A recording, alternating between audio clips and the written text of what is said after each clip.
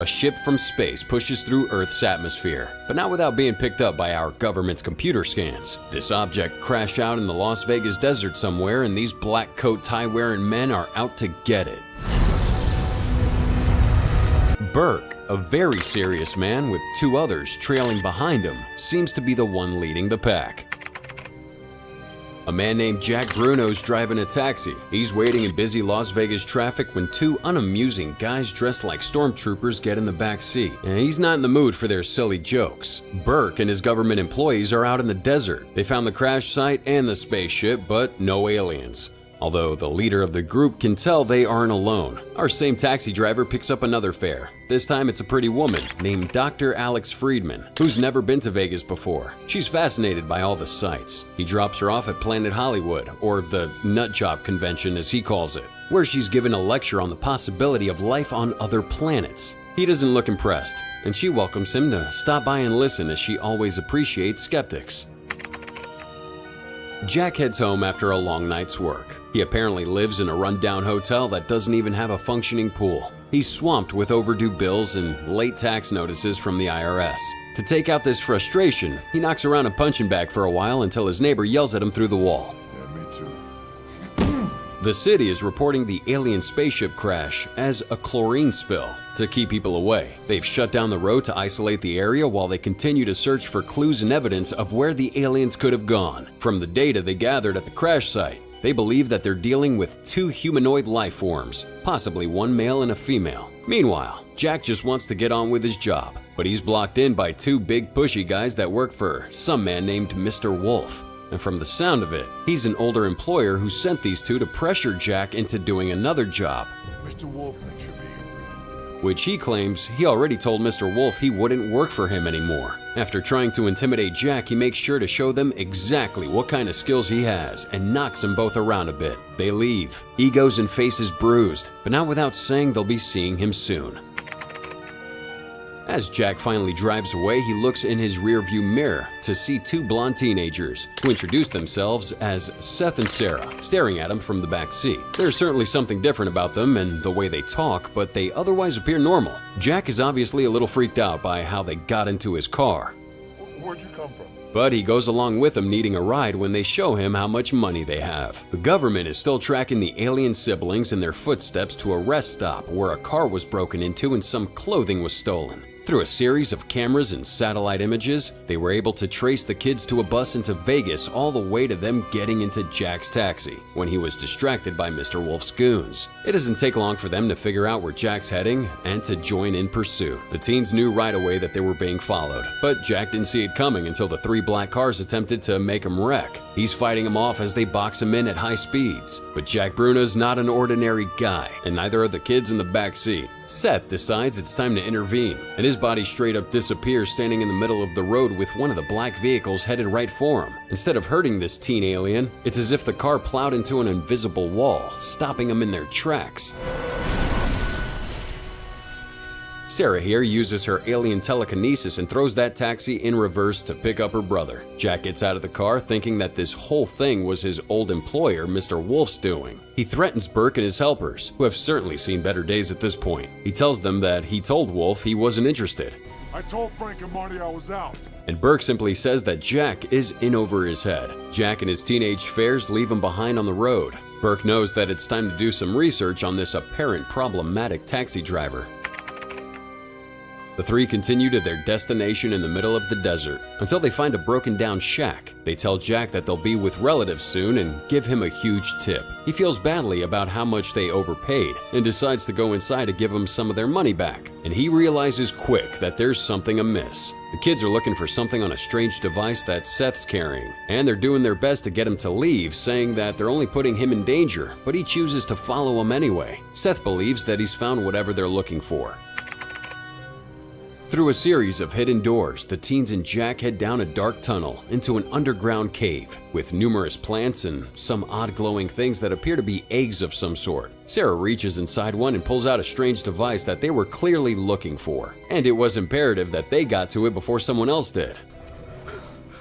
They suddenly hear a noise and chaos breaks out as a humanoid being in a metal suit begins to attack them in the cave. It's clearly not from Earth, having this ability to shoot some kind of energy ray that almost takes them all out. Jack saves the kids and they escape as that man nearly captures them in the device. They're not really safe, as that alien continues to search for him in his ship, scanning the ground below. Sarah and Seth tell Jack that this man is called Siphon, and he's an assassin that will not stop until his mission is complete, which in this case is the two teens. Burke and his team are still trying to track Jack in his taxi. Jack is currently broken down after this last big chase with the alien assassin. Seth doesn't think they should trust him, but Sarah feels that he's a good person and they need his help. So Sarah and Seth tell Jack that they're not from this world, and he at first doesn't believe them, even after everything he's seen. He says they don't look like aliens, so Sarah shows him how she can move things with her mind, saying that humans could do it too once they learn to use more of their brain capacity. Jack's accepting it, even though he still feels like he's in an episode of Twilight Zone. Burke's team searches the wreckage from Siphon's ship that crashed into a train during his last encounter with the teens in Bruno. Will they realize that there's more than just Sarah and Seth? Now the three of them barely limp the taxi into the nearest town, taking it to a shop where a man named Eddie Cortez is sleeping lazily, saying they're closed. He decides to help him out when Jack says that he'll pay triple the rate. Now while they're waiting for the car's repairs to be finished, they go to grab a bite to eat. Jack's scared and confused. As Sarah points out, she can also read minds, which Jack says is a little rude. A nice waitress named Tina asks to take the kids to the restroom to wash up as they appear dirty. Jack gets a phone call from his boss wanting to know when he was going to be finished with his fare. He tells him that things are a bit complicated and tries to get off quickly. I want my cab back. Spotless. But it's too late. Burke and his team caught his location. They head that way in their choppers, not leaving with much time. Burke calls Jack and introduces himself as the guy working for the Department of Defense. He tells Jack that he needs him to give up the kids, and if he does this, he can just walk away without getting another mark on his already bad record. Jack hangs up and almost seems to be going along with Burke's request, but quickly hatches a plan to create a distraction. He tells the table with the town sheriff and all his deputies that there's a team of men with guns waiting to come into the diner. Well, the sheriff doesn't like that, and Jack's plan is a success. You're making a big mistake, Sheriff. Tina the waitress helps Jack and the kids escape out the back door that leads to a hatch on the roof. Seth shows off unique abilities again as he puts his hand through that metal hatch to unlock it from the outside. Sarah tells him that he can control his molecular density and phase through objects or withstand a great impact. And Jack realizes again that he's gotten himself into some crazy stuff. Using her telepathy, Sarah makes a friend out of an angry junkyard dog, even inviting him along for the ride, which Jack's not happy about. Seth is still skeptical about Jack, saying that he doesn't believe that humans will help him. Sarah's able to read Jack's memories and see his brief encounter with Dr. Alex Friedman, who could be the only person that can actually help him. She's actually somebody who can help. They find the doctor at the same convention that Jack had dropped her off at. She's all frustrated after a group of spectators during her speech only wanted to talk about conspiracy theories in crop circles instead of her more factual findings. When Jack and the teens approached her, she didn't believe him at first, but much like Jack, she couldn't deny it when she saw what they could do. Seth and Sarah show her more than her abilities when they bring out a holographic diorama of their galaxy and explain why they're here. You see, they come from a dying planet about 3,000 light years from Earth. The two of them are wanting to stop their planet's military from trying to occupy ours in an attempt to prolong their species' existence. Their parents discovered that an experiment has taken place on Earth, one that could bring hope and balance back to their planet. But their parents were arrested, so they're there to retrieve it. This is what the Siphon was trying to take from them back at the abandoned shack and cave in the desert. They explain that they need help getting their ship back from the Department of Defense. We seriously need to find your spaceship.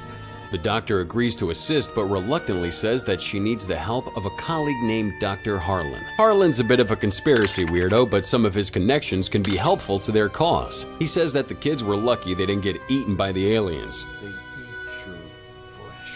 He gives them schematics and an aerial view of the building that holds Seth and Sarah's ship. Which mountain? What are we, a singing group here? Let me talk. Jack thinks that everything is too dangerous for Dr. Friedman to be involved with and wants her to stay behind. She tells him no and gives him a flirty smile, telling him to lay low until she gets back from gathering her things at the hotel. Sarah tells Jack that the doctor was thinking about him, and this makes him happy and distracted as he loses the teens in a crowd. Before Jack could find him, Wolf's two goons from earlier grab him. He manages to break out of their hold and runs through the convention. Among the crowd of costumes is the siphon. Jack manages to find the kids, but Sarah has to cause a scene and throw the siphon through a wall of TVs, so he won't shoot the crowd of civilians. And they're still being chased by Burke and his men as well. Sarah's abilities come to good use again as she sets off all the slot machines as a distraction. The taxi takes off, causing Burke's team to chase it down to the Las Vegas Strip. Only when they finally have him cornered, it's Dr. Harlan and his friends. Another distraction. Greetings, Earthlings. That means that Jack Friedman and the kids are booking it out of town in Harlan's RV, heading to the facility that's holding the ship. On their road trip, Friedman brings up how she believes that things like this are just the way that the universe works out sometimes. Jack implies that it's fate. They reach the bottom of the mountain and conceal the RV, taking the hike through the rocky surroundings, but it was a trap. Burke and his men are already waiting and tranquilize the kids. As they load them onto a vehicle to take them away for experimentation and other horrible things, Friedman and Jack try to stop them, but are quickly defeated. Alex tries to explain that the kids are there in peace, and their mission is important for the safety of Earth. Burke doesn't listen and says that they're in custody as property of the US. He was nice enough not to kill or arrest the two of them, and orders a pair of men to drive them down the mountain so they can leave. They're now in my custody. Jack and Alex put together an impromptu plan to take over the vehicle and pull it off with a well-timed slap.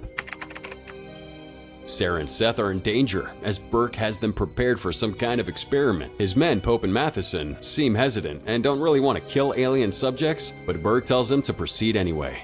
Initiating test. Alex and Jack are climbing through a shaft that leads inside the facility. Their plan is good and simple. Find the kids, don't get caught. They can see Sarah and Seth in a white room, safe but still sedated. Just as they're about to make a move, a red alert siren sounds off. The siphon's inside the building and is looking for the kids. While the guards and the employees are distracted by the siphon, Jack and Alex wake up and release the kids. Even with siphon in the facility, Burke still keeps his focus on Seth and Sarah. They make their way to the ship where Alex manages to convince the employees to leave on Burke's orders. You disobeyed his direct orders. They give Seth and Sarah enough time to start their ship, but the Department of Defense shows up to stop them. The teens bravely protect Alex and Jack with their super abilities, and the four run into the ship to escape as Siphon is back and shooting at everyone. They manage to navigate through the facility and barely escape, but they're not safe yet as the Siphon has gotten on board. Jack fights him off as the others are flying the ship, and Seth comes to his rescue as Jack is no match for this alien assassin. The two manage to defeat him together, Seth finally realizing that their taxi driver is someone to be trusted. Sarah and Seth know that they can't take their human friends with them, so they drop him off at the RV, leaving him with a device so they'll be able to find him again.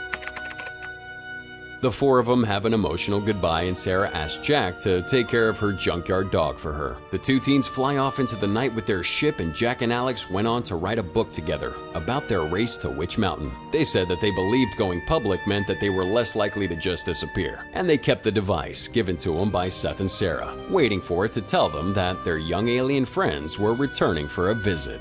And that wraps it up, folks. That's it for Race to Witch Mountain, produced by companies Walt Disney Pictures, Gun Films, and Sandman Studios back in '09. The film starred actors Dwayne Johnson, Carla Gugino, Anna Sophia Robb, and Alexander Ludwig. So what do you think? The kids ever come back and see Jack and Alex again? Why don't you leave those answers below with the hashtag Cinema Recap. And if you felt all of it, guys, hit that like and subscribe if you're not already with us, because we'd love to have you. We got more content coming your way. As always, till next time.